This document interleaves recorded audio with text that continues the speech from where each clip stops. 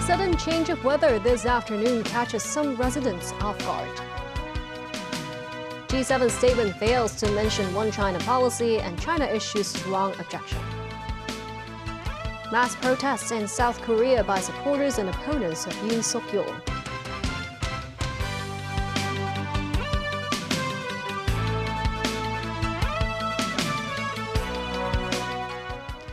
Good evening and thank you for joining us. The observatory issued the amber rainstorm warning signal at 3 p.m. on Saturday. Weather authorities also received reports of hail in Taipo in the afternoon. The Mo Seng-ai reports.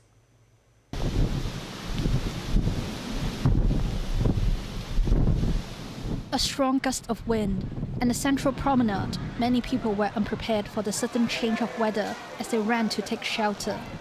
The sea became slightly choppy. In Kowloon Tong, rain was heavy. Some shared an umbrella, while others decided to shelter for a bit. But not everyone was concerned by the rain. The observatory says a cold front is moving across the coast of Guangdong. Under the effect of heavy showers and severe squally thunderstorms, roughly 20 millimeters of rainfall were recorded in different places across the city. Weather authorities said hail was reported in Taipo. This woman said she did not see any hail, but the heavy rain and wind caught her off guard. During the rainstorm, a construction worker was trapped inside a suspended working platform. At 4:35 p.m., the observatory cancelled the amber rainstorm warning signal. After the rain, most districts recorded a temperature of just above 20 degrees Celsius, a 5 to 6 degrees drop compared to Saturday's maximum temperature. Looking ahead, the mercury will drop further on Saturday night, reaching 15 degrees on Sunday morning. Residents should expect warmer weather by the end of next week. Meanwhile, Shenzhen authorities issued their first yellow rainstorm and thunderstorm warning amid the adverse weather. A hailstorm also hit Yangjiang City in Guangdong. Number 9, TVB News.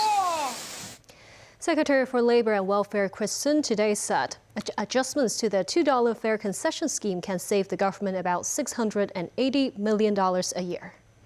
Under the changes, senior citizens aged 60 or above will be charged 20% of the cost of a ride if the journey is valued at more than $10.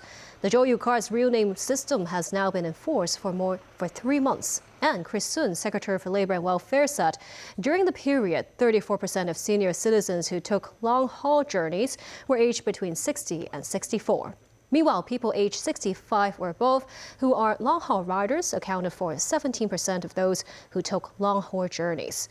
Responding to suggestions that the government should change the policy to target the 60 to 64 age group, Sun said government policy should treat everyone equally.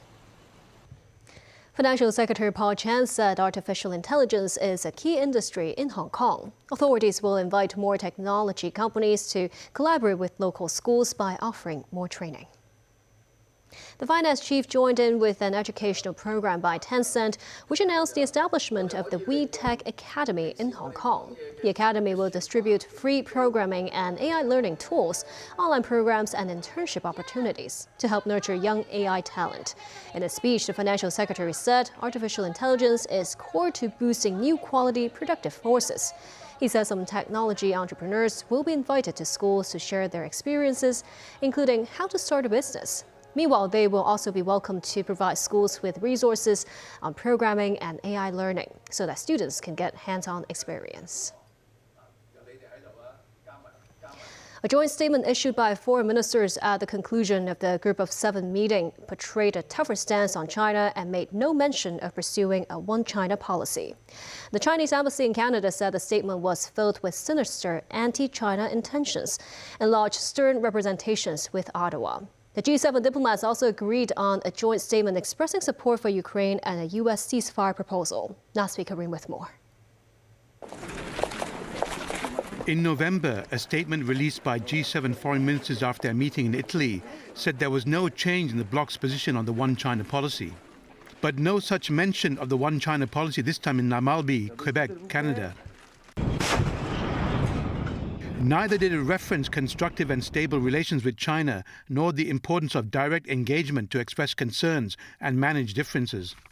Instead, the statement criticized Chinese coercion towards Taiwan and said the G7 ministers encouraged a peaceful resolution of cross-strait relations while opposing unilateral attempts to change the status quo by force. The Chinese embassy in Canada said the G7 statement grossly interfered in China's internal affairs and blatantly smeared China. It added that the statement is filled with arrogance, prejudice and malicious intentions to suppress and attack China. The embassy said Taiwan is an inalienable part of China and Beijing will not tolerate any external interference. The top diplomats from the US, Britain, Canada, France, Germany, Italy and Japan went into the meetings under a cloud after US President Donald Trump imposed massive tariffs that threatened to divide the allies. In recent weeks, Trump also appeared to be leaning towards Russia in his 3-year war with Ukraine. But the group were able to rally around Trump's peace plan for Ukraine, which Moscow says must fulfill certain conditions before they can agree to it. I've never heard President Trump say that Russia has a right to take all of Ukraine and do whatever they want there. That is separate from the issue we face today, and that is that as it stands today, there is a war going on that has no military solution to it. Neither Russia nor Ukraine can achieve its maximalist military aims. The only way to end this war is through a process of negotiation.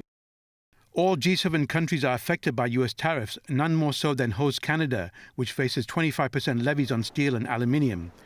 Canadian Foreign Minister Melanie Joly spoke to Rubio, saying they didn't discuss Trump's vision to make Canada the 51st US state. Of course, Canada's sovereignty is not up for debate, and we had a long conversation on tariffs and trade. No, it's not a joke. It's not. This is a very serious threat. We've seen that elsewhere in the world. Well, you just don't mess up with our sovereignty. Nazri Karim, TVB News. Supporters and opponents of South Korean President Yoon Suk-yeol held large-scale rallies in central Seoul today. Daniel Rout has details. The streets of Seoul were packed with protesters on Saturday. The demonstrations come after South Korea's acting president Choi Sang-mok called for the nation to respect and accept any decision ahead of a constitutional court's ruling on the impeachment of President Yoon Suk-yeol over his short-lived martial law order. Pro-Yoon protesters criticized South Korea's opposition party for alleged abuse of its power in parliament and demanded his immediate reinstatement. Some said the president was being wrongfully impeached for declaring martial law in response to what they called the opposition party's unconstitutional legislative actions. An anti-Yoon rally, which was held a few hours after the pro-Yoon rally, was filled with chants demanding the immediate removal of Yoon from office. The protesters said they were certain South Korea's constitutional court would terminate Yoon's presidential power, calling him incompetent and saying they believe those who had voted for him are regretting their choices. The Constitutional Court has not yet revealed when they will announce the verdict. However, South Korean media outlets have been reporting it will be announced as soon as next week. Daniel Roll, TV News. And still ahead, Mark Carney is sworn in as Canada's new Prime Minister.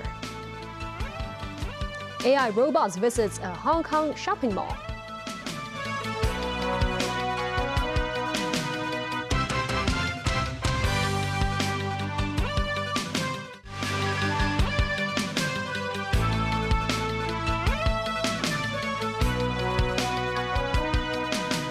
Welcome back.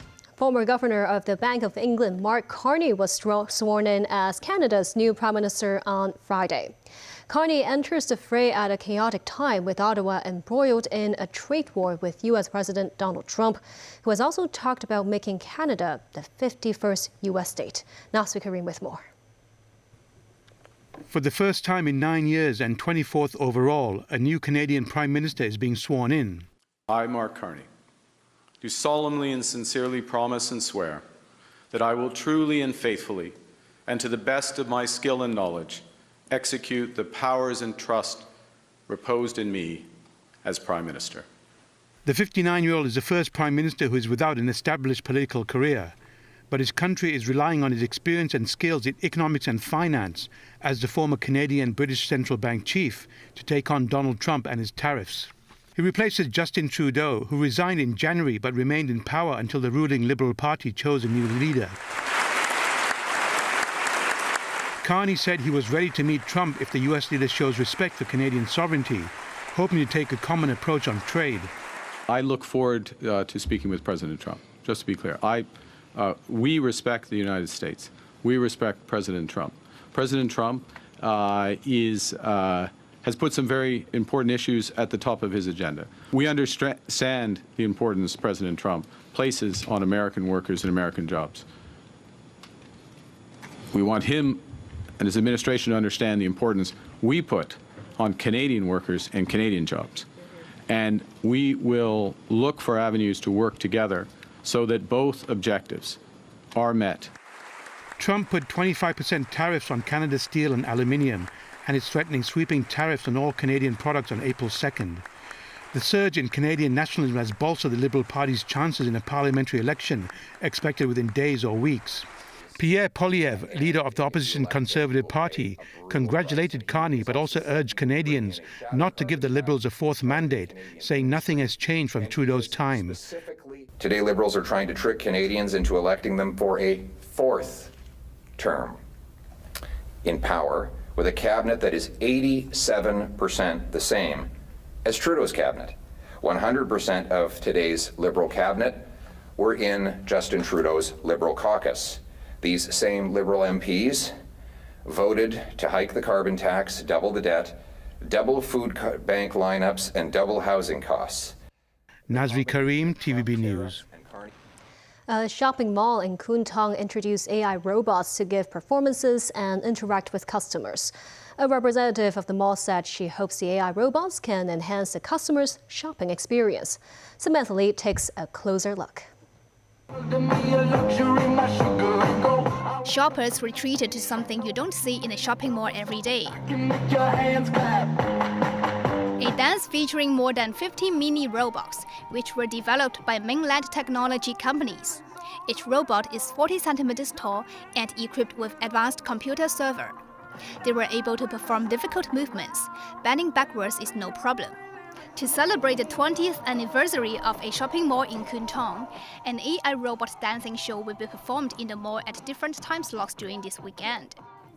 Two of these AI humanoids were developed by Unitree Robotics and have made a name after performing in the Spring Festival Gala. Meanwhile, over 100 AI robots performing various functions demonstrated numerous kinds of activities, such as playing football and doing push-up. In the long run, the shopping mall is planning to deploy these two AI robots, which were developed by a technology company in Hangzhou, to be the service ambassador and pop-up manager respectively in shops. One of them debuted by sending out flowers to the public. Thank you. This AI robot will appear in different stores in this mall during this weekend to help residents with their shopping. They can name the customer in person and also greet them with a special technology, make them feel more welcome, and talk with them in the same language, because they can adjust either in Putonghua or in English or in other language. Maureen Fong, executive director of Sun Hong Kai Properties, also noted she has noticed more tourists from all over the world came to Hong Kong recently. She said more AI robots will be deployed to the cruise terminal to welcome passengers. Samantha Lee, TVB News. The government's Belt and Road Office had earlier organized a forum under the theme Multinational Supply Chain Management for members of the International Trade and Infrastructure Project, where they also showed interest in what Hong Kong has to offer. Timothy Lee reports. The Consuls General of Turkey and Kazakhstan held the new opportunities provided by Belt and Road Initiative at an international supply chain management themed forum organized by the government's Belt and Road Office. According to media reports, Turkey, often referred to as the bridge connecting Asia and Europe, could receive Chinese financial support of up to $60 billion in upgrading its rail network. The Consul General of Turkey emphasized how the development of the Belt and Road Initiative coincided with this nation's post-Cold War intention to foster large-scale cross-country ties between Europe and Asia. After the dissolution of the Soviet Union, my government came up with an idea that there should be a large-scale connectivity project that connects West and East through Eurasia. Almost 2 decades later, His Excellency Xi Jinping came up with a Belt One Road project. We had a chance to align the Middle Corridor project of Turkey and the Belt and Road Initiative of China in the year 2015. This as the Kazakh Consul General encouraged Hong Kong businesses to follow the example of mainland Chinese companies and set up bases in the Central Asian country. If we speak in Hong Kong, we have a lot of options. For example, Kazakhstan is rich in mineral resources, in agricultural resources, in natural resources. Chinese enterprises and business launched joint factories or projects in Kazakhstan. We have successful results. In this case, Hong Kong enterprises can follow the Chinese brothers, go to Kazakhstan. The organizer of the event, Commissioner for Belt and Road Nicholas Ho, said Hong Kong is the ideal location as a supply chain management center. Hong Kong unique economic status and advantages made us the ideal headquarter economy around the world. So supply chain management center in a way is the command center of every enterprises that chooses to do global business that involves global supply chain issues. So Hong Kong is the ideal hub as a command center because we have the right professional services, we have the right legal financial regime. Having stressed the importance of international economic and cultural connectivity between member nations and territories of the Belt and Road Initiative, the Consuls General of Turkey and Kazakhstan have pointed out the need for more direct flights between Hong Kong and their countries to allow residents to look at local developments with their very own eyes. Timothy Lee, TVB News. And that's the news. Thank you for watching.